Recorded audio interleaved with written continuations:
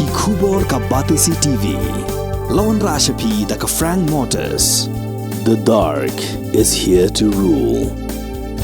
Ka IZ Group of Institution Bangalore, kadai ke college babhatam nagabanta ke jingkuli nursing but paramedical course, hospital training, pinyo scholarship but 6% ka kam, haki hospital bahedo India but shabari. Na banta ke jingkuli ke jingseo ka baret but pila ban legu ban kuli da ke education loan. Pila ru ban syukola ho number kandai nyo saw san riu pranot. Lani kandai pran riu laisan, arn riu kandai pra. Hatu pikwa bagi janjong pikil kuit bah benar kam daka Oswell Soup hilaban yo na barok kidukan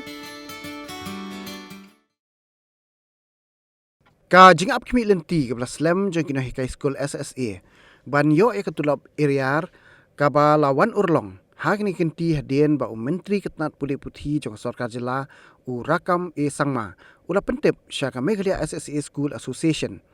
ka tanat pelatengka jong Sorkar jila kala pelat ya ke Tulop Arrear ka ba khatar point sau Klur tengka antat ka badai ka first installment na ka benta ka financial year jong usnam Arrear khat nrio Arrear khat nyo ha ukurwa bala pha skila pathai kubor ling ba ka video u president jong ka Meghalaya SSA School Association u ba Aristotle Rembai ule thu ba ka lai tarik unaitung Arrear phulai ka Sorkar jila kala pha ya ka sanction order sha baro ki district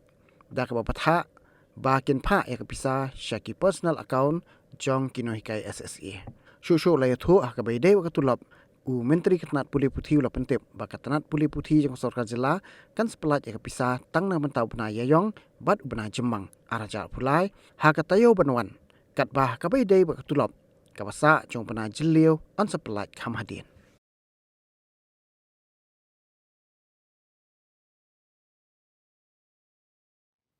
As far as payment of SSA teachers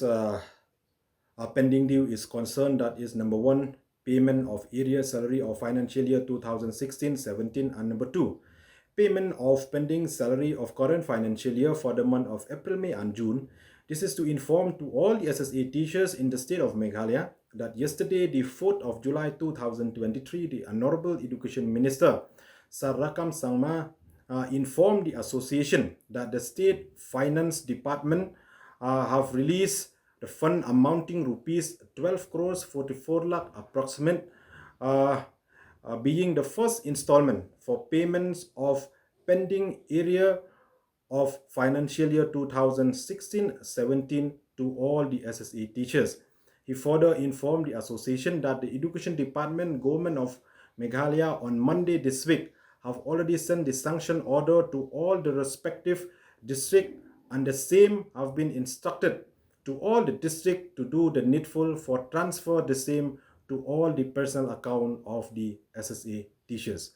Number 2, the Honorable Education Minister informed the association that the Education Department, Government of Meghalaya will be released the salary for the month of April and May by next week of this month, and for the month of June the Education Department will be released later. Added to this, the Honorable Education Minister also informed the association that the state government will be releasing the fund being the